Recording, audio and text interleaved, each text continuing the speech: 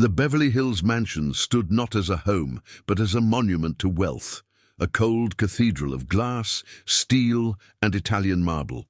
Its halls were vast and silent, echoing only the ghost of conversations held by people who never looked at the shadows that kept the surfaces gleaming.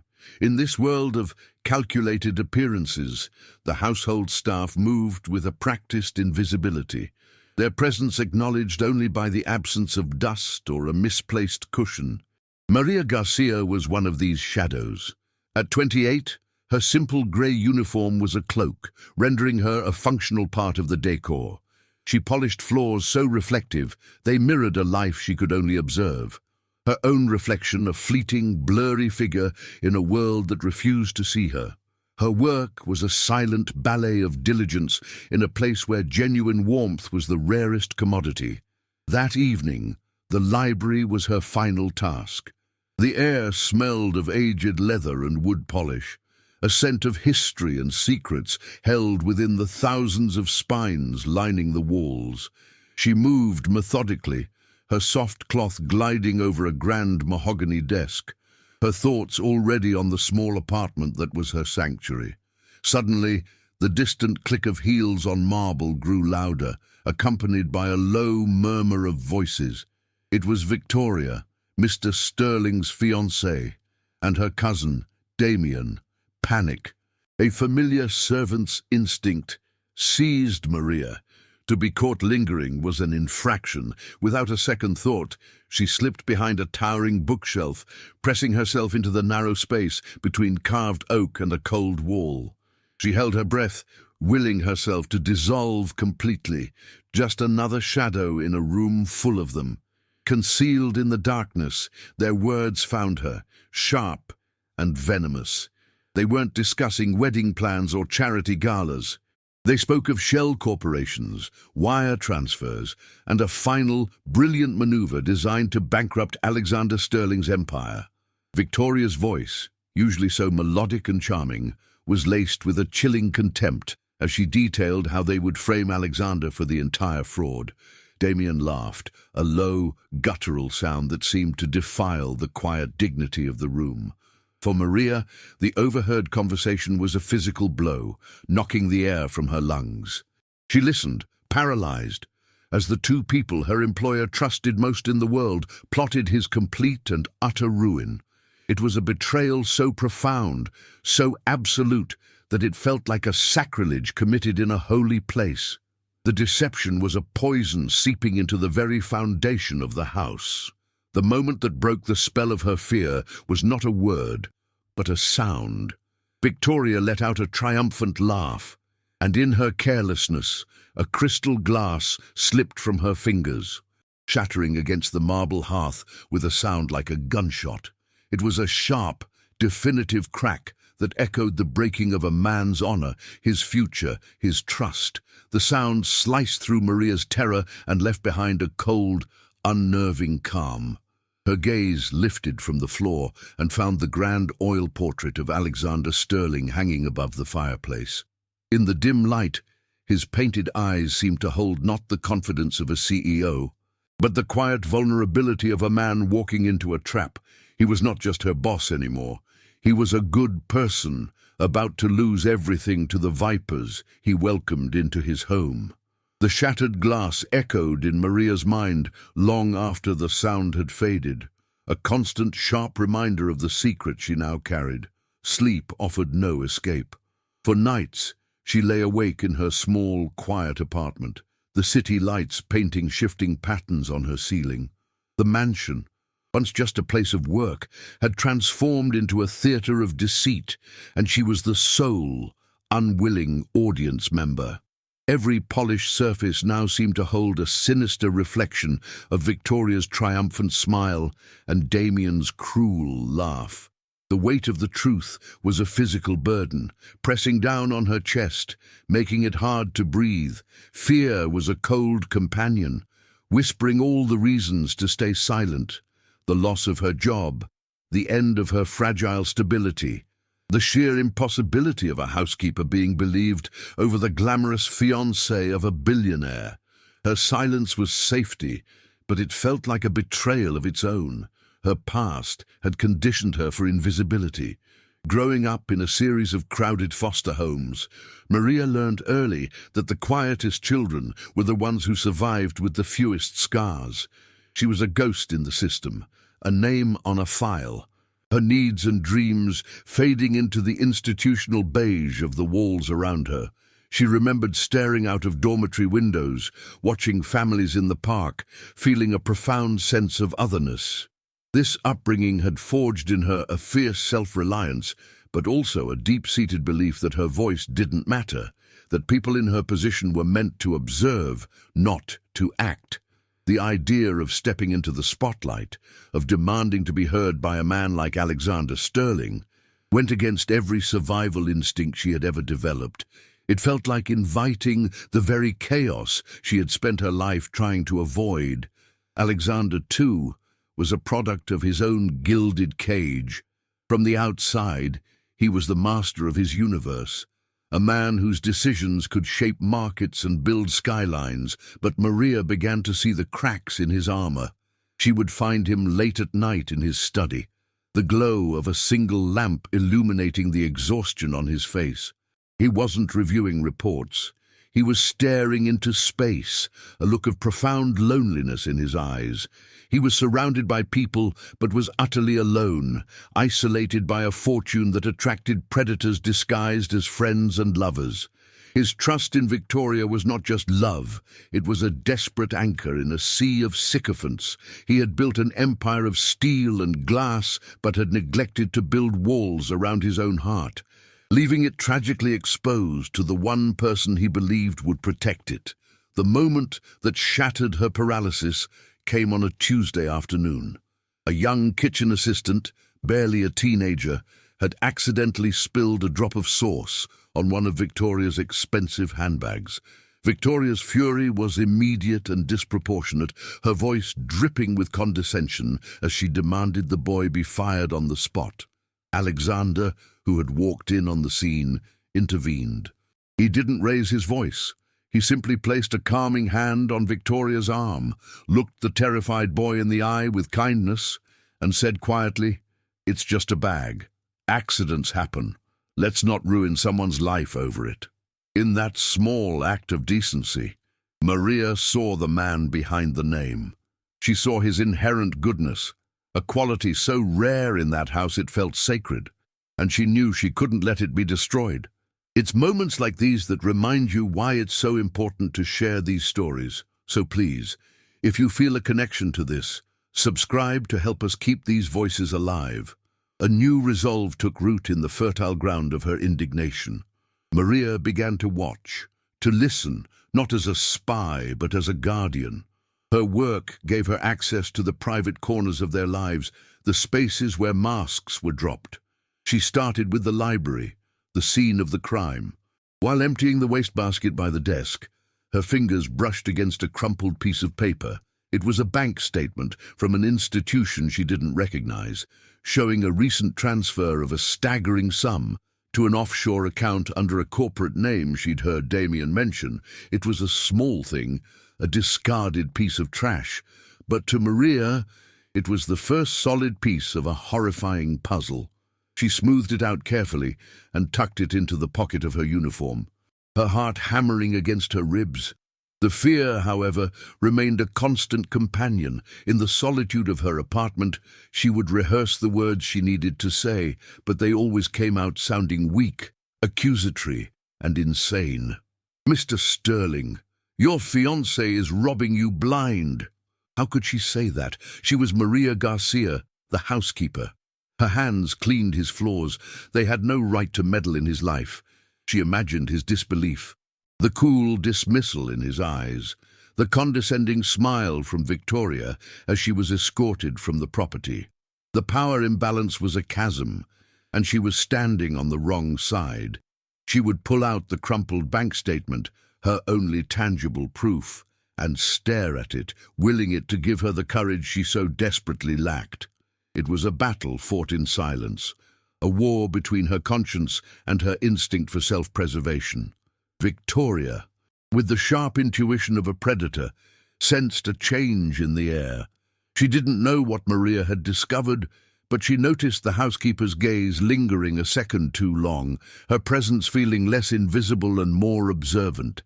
And so, the subtle torment began. A perfectly made bed would be theatrically undone, with Victoria claiming Maria had forgotten it. A valuable earring would go missing, only to be found by Victoria in a place Maria had just cleaned.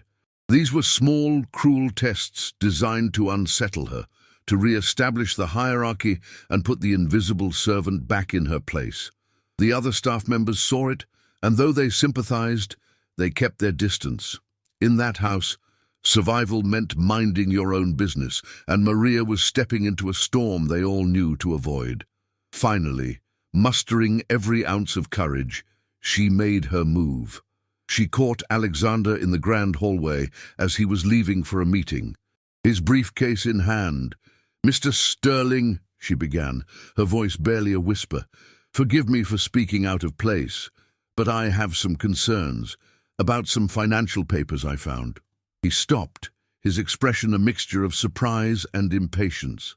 Before she could elaborate, he gave her a polite but firm smile. "Maria, I appreciate your diligence, but I have the best accountants in the country. I'm sure it's just a misunderstanding. Please, leave these matters to my team." He was not unkind, but his dismissal was absolute. He was a man who trusted his system, his people, his fiancée. The word of a housekeeper with a concern didn't stand a chance against the carefully constructed reality he lived in. Sometimes the hardest thing is to feel your truth being dismissed by those you are trying to help, a feeling that many of you might understand. If this story is speaking to you, consider subscribing. Your support helps us ensure more truths are heard. The rejection stung more than she could have imagined. It was not just a dismissal of her warning, it was a dismissal of her. For a moment, she felt the old, familiar invisibility cloak itself around her, threatening to suffocate her resolve. She retreated to the quiet solitude of the laundry room, the rhythmic hum of the machines a poor substitute for comfort. But as the initial wave of humiliation receded, it was replaced by something else. A cold, hard anger. He didn't believe her. Fine. She had been foolish to think words would be enough. He was a man who dealt in facts, in evidence, in undeniable proof. Her mission was no longer just about saving him from betrayal. It was now about forcing him to see the truth he was too blind to accept. Her fear was burning away, leaving behind the steel of determination. Her opportunity came sooner than she expected. A few days later, she was dusting the corridor outside the study when she heard their voices again, louder this time, careless, Victoria and Damien. The door was slightly ajar. Peeking through the crack, she saw them standing by the bar, laughing. "He signed the final transfer authorization this morning," Damien said, swirling amber liquid in his glass. "He thinks it's for the new philanthropic wing. He didn't even read the fine print." Victoria let out a sharp, gleeful laugh. "He never does. He trusts me completely. The poor, noble fool." Without thinking, Maria pulled out her phone, her hands shaking so badly she could barely press the record button. She captured 30 seconds of their conversation, 30 seconds of pure, unadulterated venom and deceit. It was damning. It was undeniable. It was everything she needed. With the recording secured, her perception of Alexander shifted once more. She no longer saw him as a naive boss who needed saving, but as a fellow human being trapped in a devastating illusion. She watched him during a formal dinner, saw the way he looked at Victoria, his eyes filled with a genuine affection that was being mercilessly exploited. He would place his hand on her back, a gesture of quiet intimacy, and Maria could see Victoria's subtle, almost imperceptible flinch. He was giving his heart to a woman who was picking his pocket. A profound and painful empathy bloomed in Maria's chest. She felt a strange kinship with his loneliness, a silent understanding of what it meant to be surrounded by people, yet feel completely isolated. Her mission was now infused with a deep, personal sense of compassion. The final piece fell into place when she overheard a conversation between two other staff members. They were discussing the upcoming Sterling Foundation Charity Gala, the biggest social event of the season. It was there, they said, that Mr. Sterling and Victoria would announce a massive new corporate initiative. Maria's blood ran cold. She remembered Damien's words on the recording. He thinks it's for the new philanthropic wing. This was it. The gala was not a celebration. It was the stage for their final act, the grand finale of their heist. She had only a few days. The clock was ticking, each second a drumbeat marching toward Alexander's ruin. The immense pressure settled upon her shoulders, but this time it did not feel like a burden to be feared, but a responsibility to be met. The grand ballroom of the Sterling Tower was a galaxy of crystal and champagne, a glittering spectacle where fortunes were pledged and reputations were made. Maria moved along the periphery, her simple black dress, borrowed from another maid, a stark contrast to the couture gowns shimmering around her. She was a ghost at the feast, her heart a frantic drum against her ribs. On the brightly lit stage, Alexander stood beside Victoria, his arm around her waist, a picture of blissful ignorance. He beamed at the crowd, speaking of trust and legacy, his words a tragic prelude to the ruin she was about to unleash. Victoria smiled, a predator's perfect smile. As she prepared to deliver the final, fatal blow, Maria clutched the small USB drive in her hand, its plastic casing feeling as heavy as a block of stone. Her entire life had taught her to be silent, but tonight, silence was a sin she refused to commit. As Damien took the podium to introduce the groundbreaking philanthropic initiative, Maria began to move. She walked not with the hesitant shuffle of a servant, but with the steady, deliberate pace of a woman on a mission. A few heads turned, their expressions a mixture of curiosity and disdain. Who was this woman, daring to walk toward the stage? Victoria's eyes narrowed, a flash of recognition and fury crossing her face. She subtly tried to block Maria's path, whispering a venomous, "Get back to the kitchens." But Maria simply moved around her. She reached the side of the stage, her gaze locking with Alexander's. His smile faltered, replaced by a look of utter confusion. "Mr. Sterling," she said, her voice amplified by the microphone she took from the stand. It didn't tremble. "Before you sign your legacy away, there is something you and your investors need to hear." With a nod to a sympathetic audio technician she had confided in earlier, the room was plunged into a new kind of silence. It was broken not by applause, but by the sound of Damien's voice, captured and amplified, dripping with arrogance. "He thinks it's for the new philanthropic wing," his recorded words echoed through the cavernous hall. He didn't even read the fine print. Then came Victoria's sharp, gleeful laugh, a sound so cruel it seemed to suck the air from the room. "He never does. He trusts me completely, the poor noble fool."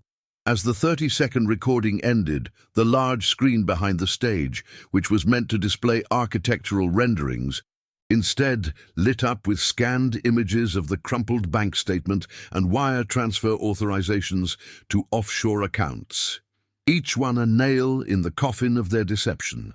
The evidence was absolute, projected for hundreds to see. The chaos was immediate, but strangely muted. Victoria lunged for the microphone, her face a mask of rage, screaming that Maria was a liar, a disgruntled employee seeking revenge.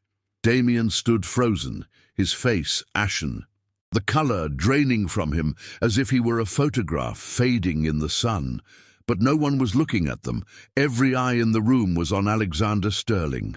He stood perfectly still, his gaze fixed on the screen. The betrayal washed over him in visible waves. First, the sharp intake of breath, then the slow, horrified realization, and finally, a deep, soul-crushing sorrow that seemed to age him a decade in a matter of seconds. He slowly turned his head and looked at Victoria, and for the first time, He saw not the woman he loved, but the viper he had welcomed into his heart. As Victoria's tirade shifted to personal insults against Maria, calling her insignificant, a nobody, something shifted in Alexander. The pain in his eyes was replaced by a cold, protective fire. He took a step forward, placing himself between Victoria and Maria. He didn't raise his voice. He simply said her name, "And Victoria," with a quiet finality that cut through her hysteria and silenced the entire ballroom. Then he turned to Maria. He looked at this woman, this housekeeper who had risked everything, who had shown more loyalty and honor than anyone in his gilded world. He didn't see a servant. He saw a savior. "Thank you," he said, his voice thick with an emotion that went far beyond gratitude. It was a promise of a new beginning, a testament to a truth that had finally, against all odds, been heard. It's a powerful reminder that sometimes the quietest voices are the ones that hold the most important truths, and supporting them is how we build a better world. If this story moves you, please subscribe, because your support allows us to continue giving a platform to those who are so often ignored. In the days that followed, a profound quiet settled over the Beverly Hills mansion, a silence no longer born of cold formality, but of reflection. The scandal had been a storm, but it had cleared the air. Victoria and Damien were gone, their names now tied to legal proceedings and public disgrace. In the Grand Library, the scene of the initial betrayal, Alexander sat across from Maria. The space between them was no longer an impassable chasm of social status. He didn't offer her money or a promotion. He offered her his unfiltered honesty. He spoke of the gilded cage he had lived in, the loneliness that had made him so susceptible to deceit. He looked at her, truly looked at her, and saw not the uniform she once wore, but the unshakable integrity that defined her. Her courage had not just saved his empire, it had shattered the illusion he called his life, leaving him with the painful but precious gift of truth. This newfound clarity reshaped Alexander's world. He shed the last vestiges of his emotional naivety, replacing it with a quiet, discerning strength. He began a sweeping overhaul of his company, not just financially, but ethically, guided by a new moral compass. One evening, he found Maria in the garden, watching the sunset paint the sky in hues of orange and purple. He walked to her side, not as a boss, but as an equal. He told her that in a life surrounded by calculated transactions, her loyalty was the only thing that had ever been given freely. It was the most valuable asset he had ever possessed. He confessed that his admiration for her had deepened into a love that was as real and solid as the ground beneath their feet. He asked her to be his partner in business and in life, promising a future built not on appearances, but on mutual respect and unwavering trust. Maria accepted, her quiet yes echoing with more power than all the boisterous declarations that had ever filled that house. Their marriage was not the stuff of tabloids, but the beginning of a profound and effective partnership. She never became a society hostess. Instead, she became the soul of the Sterling Empire. Her grounded perspective, her innate understanding of people, and her unshakable sense of right and wrong became Alexander's most trusted counsel. The cold mansion slowly transformed into a home, filled with the warmth of genuine conversation and the laughter of staff who were now treated as family. Maria was no longer a shadow moving through the halls. She was a guiding light, her presence a constant reminder that a person's worth is measured by their character, not their position. She had found her voice, and in doing so, she had helped Alexander find his heart. 2 years later, they stood on another stage, but this one was different. It was the launch of the Sterling Foundation, a non-profit dedicated to providing legal aid and advocacy for low-wage workers, ensuring that the vulnerable and the overlooked would never be without a voice. Alexander spoke to the crowd, but his eyes kept finding Maria's. He spoke of second chances and the power of integrity. Their joint venture was a testament to their journey, a way to break the cycle of invisibility that had once defined her life. They were a team, bound by a shared past and a commitment to building a better future. Looking out at the hopeful faces before them, they knew their story was more than just their own. It was a beacon for every quiet soul who dares to speak the truth. It's why sharing these accounts matters so profoundly. When you subscribe, you help us amplify the voices that are changing the world, one act of courage at a time.